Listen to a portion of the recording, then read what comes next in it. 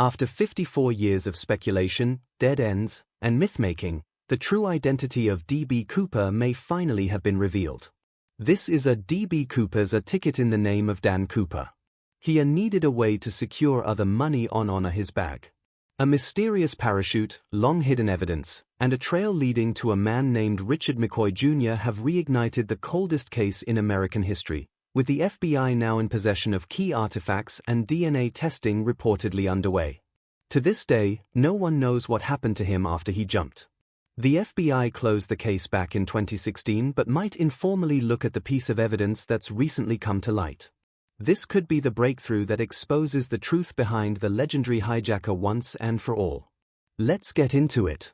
The last leap into darkness. On the eve of Thanksgiving, November 24, 1971, a man in his mid-40s boarded Northwest Orient Flight 305 in Portland, Oregon. He purchased his ticket under the alias Dan Cooper, a name that would later be famously misreported as D.B. Cooper, a mistake that would become legendary. Clad in a black suit, white shirt, and dark sunglasses, Cooper appeared unremarkable to fellow passengers, but minutes into the flight he handed a stewardess a note. Initially assuming it was a phone number, she dismissed it until Cooper leaned in and calmly whispered, "Miss, you'd better look at that. I have a bomb." What followed was one of the most meticulously executed hijackings in aviation history. Cooper opened a briefcase to reveal a tangle of wires and red sticks, convincing enough for the crew to comply with his demands: $200,000 in cash, 4 parachutes, and a refueled plane to Mexico City. Upon landing in Seattle, the passengers were released and the ransom was delivered. Cooper instructed the remaining crew to fly south at low altitude and slow speed with the rear stairs lowered, a feature unique to the Boeing 727. Somewhere over the dense, rain-soaked forests near the Columbia River, Cooper jumped into the night sky, disappearing without a trace. A manhunt involving thousands of FBI agents, soldiers, and volunteers ensued, but Cooper's body was never found. Only a small stash of decayed $20 bills, later confirmed as part of the ransom, surfaced in 1980 near the Columbia River, near Vancouver, Washington. The public learned in an FBI news conference Tuesday, little Brian Ingram unearthed several packets of deteriorated $20 bills. For decades, Cooper remained a phantom, his motives, background, and fate entirely unknown. The FBI investigated over 800 suspects, but none could be definitively linked to the crime. The mystery became a cultural phenomenon, spawning books, documentaries, and conspiracy theories, and securing D.B. Cooper's place as America's most elusive outlaw. But then, just 54 years later, they found something that changed everything: the parachute that changed everything. In 2023, the decades-old trail suddenly warmed. Aviation expert and retired pilot Dan Grider, known for his deep dives into historical aviation mysteries, made a jaw-dropping announcement on his YouTube channel. Basically, this parachute that we're looking for is an extremely highly modified military factory bailout rig. He had discovered what he believed to be the actual parachute used by D.B. Cooper during the 1971 hijacking. The parachute wasn't found in a remote forest or at an evidence locker, it was unearthed in an unlikely location, a storage unit on the McCoy family property, tucked away among the private belongings of Richard McCoy Jr.'s mother. Grider, who had spent nearly 20 years researching the Cooper case, recognized it immediately. "As soon as I pulled it out, I knew this was the rig," he stated. In the world of parachuting, especially military rigs, unique modifications are like fingerprints. The chute had very specific alterations, particularly to the ripcord housings and canopy configuration, that matched descriptions from FBI records and expert analyses of the parachute Cooper had reportedly used. What made the find even more astonishing was its preservation. This parachute had been hidden, untouched for over 5 decades. Grider claimed it was stored alongside other deeply personal items, including McCoy's parachute logbook and military memorabilia, suggesting it was kept intentionally, perhaps sentimentally, by someone who knew its true importance. Despite the FBI publicly closing the Cooper case in 2016 due to a lack of progress, Grider's video quickly caught their attention. According to him, the FBI contacted him directly without being prompted and requested to inspect the evidence under his terms. They said point blank they knew what they were looking for, and after examining it, they took the parachute into federal custody. That was over a year ago. It hasn't been returned. Grider believes the FBI is now pursuing DNA testing and that the parachute's discovery may not just revive interest. In the case, it might finally be the breakthrough that identifies Cooper once and for all. We just solved it. Literally, this is the rig that he used. But before we get to that, let's look into who DB really was. Richard McCoy Jr., the man who vanished twice for decades. Investigators have floated countless theories about the true identity of DB Cooper. Among the most compelling yet long dismissed for lack of proof was a decorated Vietnam veteran and former police officer named Richard Floyd McCoy Jr.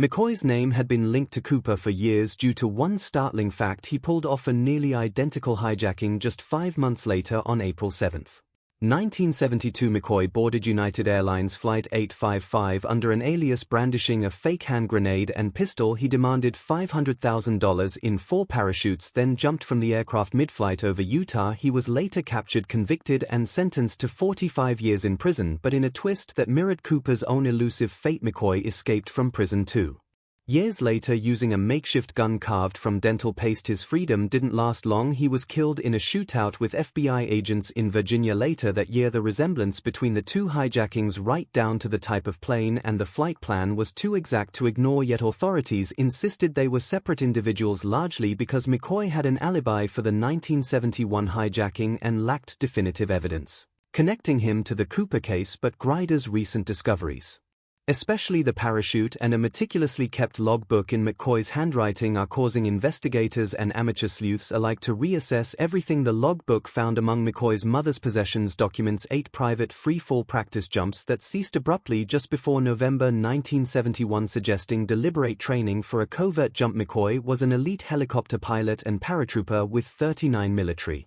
static line jumps to his name. He had both the skill and the mindset for something as risky as jumping from a commercial airliner in a suit and tie. And now Grider claims even McCoy's children have quietly acknowledged they always suspected their father was the man behind the legend. But how the family secret that couldn't stay buried? The most haunting element of this story doesn't lie in the mystery of the jump or the missing ransom. It lies in the silence of a family who lived for decades in the shadow of an unspoken truth. According to Dan Grider, he spent years trying to contact McCoy's children, but they consistently refused to speak. Only after the deaths of both their mother Karen McCoy and grandmother did they begin to open up very cautiously. Karen, it turns out, was not just McCoy's wife but allegedly his silent accomplice in both hijackings. Grider insists she helped plan the logistics, secured supplies, and maintained the lie afterward, protected by a lack of evidence and the reluctance of prosecutors to pursue her. She was never charged, but her children, Grider says, grew up under strict orders to never speak about what their parents had done. That silence, that invisible burden, shaped their entire lives. Even now, with both women gone, the McCoy children remain elusive, unwilling to grant interviews, but they reportedly admitted to Grider that the family's darkest secret had haunted them since childhood. One child is said to have described the ordeal as a prison without walls, knowing they carried knowledge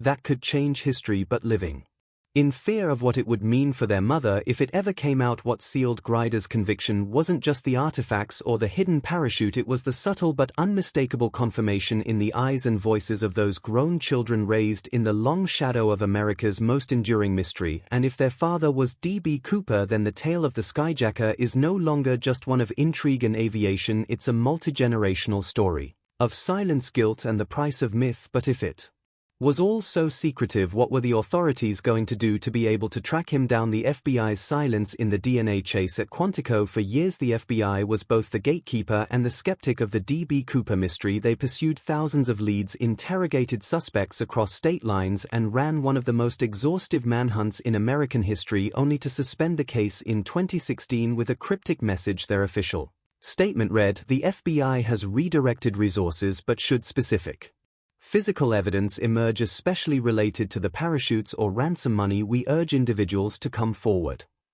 That line hung in the air like a dare. Enter Dan Grider, who never contacted them but caught their attention anyway. Within days of releasing his detailed videos showing the parachute and logbook, the FBI made contact. Grider was stunned by how quickly and quietly they moved. "They told me straight up, we know exactly what we're looking for," he said. The FBI agreed to examine the parachute under Grider's conditions with a promise to return it in 7 days if it didn't match their criteria.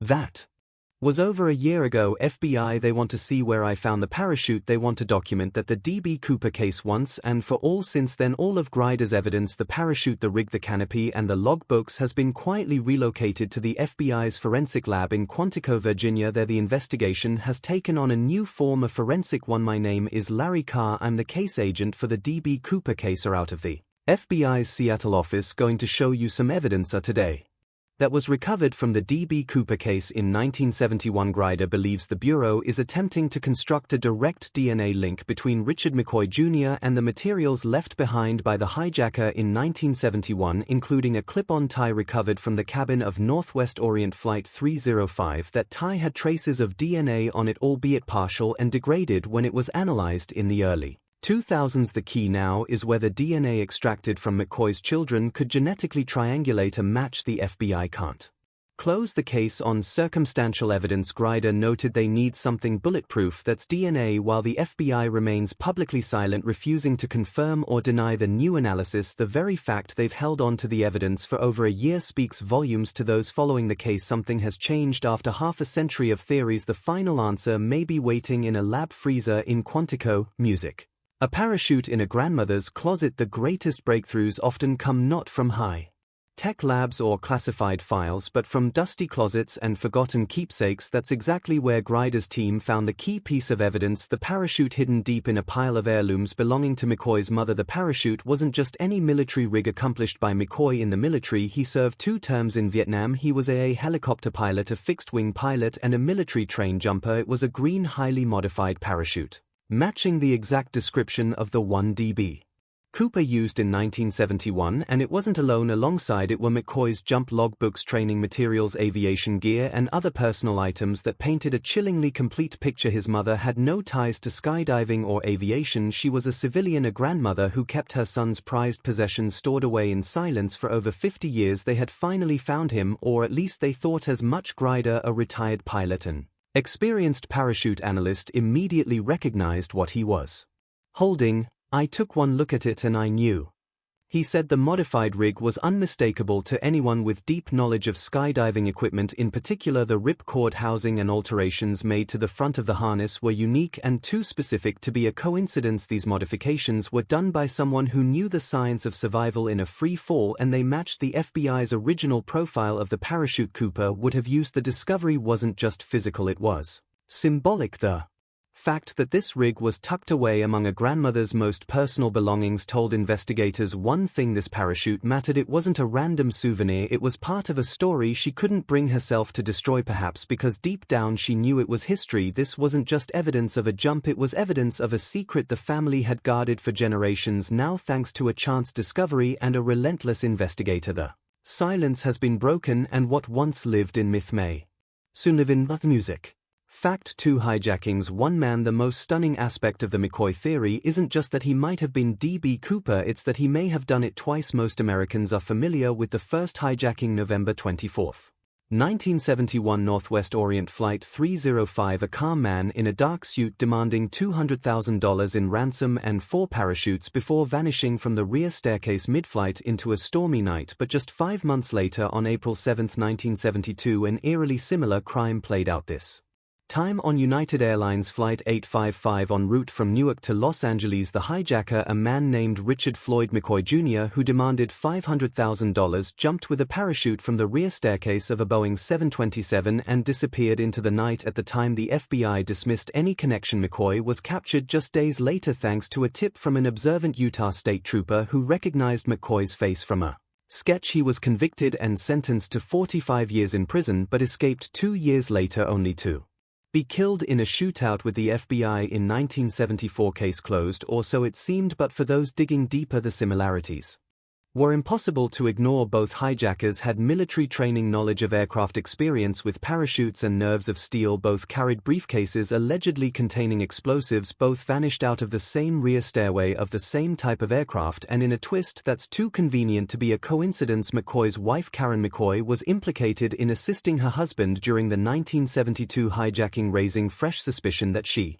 might have also helped plan or cover up the 1971 Operation Why Would McCoy Do It Again? Some speculate it was ego, others suggest that the first heist wasn't as successful as we've been led to believe. Perhaps Cooper, if he was McCoy, lost the money or most of it in the jump. Perhaps he needed a second score to secure his future, or maybe he wanted to prove that lightning could strike twice even under FBI scrutiny. In either case, the second hijacking may have been a fatal error, one that eventually exposed his identity and brought his criminal spree to a violent end. Music. The man behind the myth D.B. Cooper has always been more legend than man in the public imagination. He was a slick, mysterious antihero, a gentleman criminal who never hurt anyone, made off with a fortune and vanished without a trace. Songs were written about him, conspiracies abounded. Every year Cooper-themed parties are still held in the Pacific Northwest, where treasure hunters gather near the Columbia River hoping to find traces of the missing ransom. But if Richard Floyd McCoy Jr. is truly the man behind the alias, then the mythology becomes more complicated. McCoy was a Vietnam veteran, a decorated helicopter pilot who earned a Purple Heart, a devout Mormon, and a family man with 2 children. Yet beneath that respectable exterior was a man capable of extraordinary deception and risk. If McCoy was Cooper, then the hijacking wasn't just a rogue act of rebellion, it was a calculated, rehearsed operation by someone who understood aircraft, knew how to evade law enforcement, and likely had military-level planning behind him. The idea that McCoy could pull off the most infamous hijacking in U.S. history, then go back to his life in Utah as if nothing had happened, stretches belief, and yet everything in Gurius research points to that very possibility. His logbook, now in the hands of the FBI, shows a suspicious lull in parachuting activity after 8 meticulous practice jumps leading up to November 1971. The log resumes again just before the April 1972 heist. This isn't just a coincidence, it's a flight path. So why didn't the FBI see it sooner? The truth is they did. Richard McCoy was one of their earliest suspects, but the Bureau dismissed him because of his alibi. For Thanksgiving weekend 1971, he was reportedly at home with his family in Utah, but as Gerda points out, there is no hard evidence placing him there during the actual hijacking, and the silence of McCoy's children and wife over the years now appears to be less about innocence and more about protection of a secret that could have landed multiple family members in prison. The new evidence doesn't just challenge the myth of Cooper, it rewrites it entirely. If Cooper was McCoy, then the most romanticized outlaw in modern American history was in fact a deeply conflicted war veteran who gambled everything twice and nearly got away with it. But how did the public react to hearing this theory? The world reacts when Dan Gerda released his YouTube videos revealing the recovered parachute and connecting it to Richard Floyd McCoy Jr. I'm talking about the hunt for the true identity of D.B. Cooper. The internet didn't just react, it erupted. They had finally found him. Longtime sleuths, true crime enthusiasts, and media outlets around the world seized on the possibility that the 54-year-old mystery had finally been solved. Reddit threads buzzed with speculation. YouTube algorithms catapulted the videos to trending status, and news outlets from The Guardian to The Independent ran stories asking, was it really McCoy all along?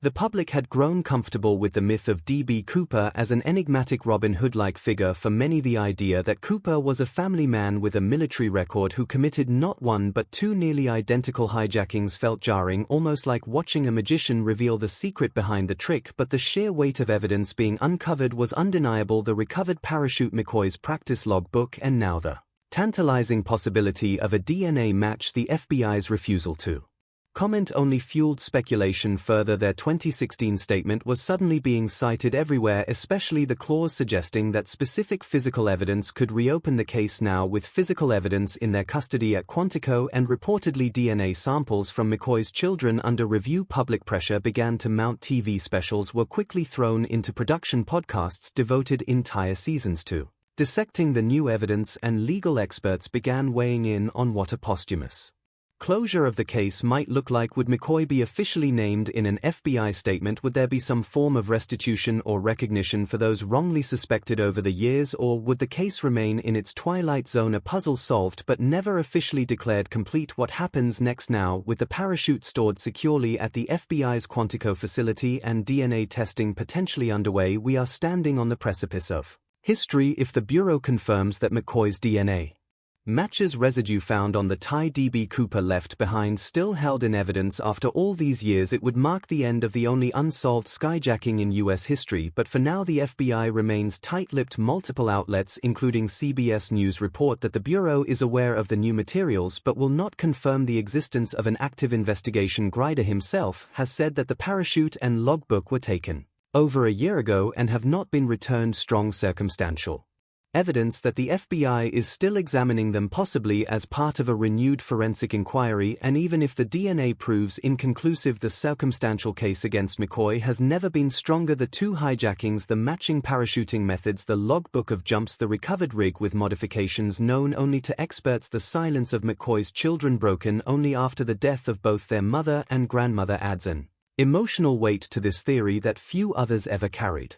What's more, this revelation forces a broader reflection on how we construct legends, especially those born in chaos. DB Cooper wasn't just a criminal, he was a folk hero, a mystery that the nation wanted to remain unsolved because it was romantic to do so, but now the mystery is beginning to look more like a family secret preserved out of loyalty, trauma, and fear of legal consequences. As for Dan Gerder, he says he's not done yet. With over 2 decades of investigation under his belt, he's committed to pushing until the FBI makes an official statement one way or another. We just want the truth, he said. This isn't about fame or headlines, it's about finally putting an end to one of the biggest question marks in American history. If the DNA confirms what the parachute and logbook already strongly suggest, then the world may soon have its answer. After 54 years of theories, rabbit holes, and red herrings, DB Cooper may finally have a name. What do you think about this new evidence? Do you think the true identity of DB Cooper has finally been revealed, or is it all just a big coincidence? Let us know in the comments below. Thanks for watching. Until next time.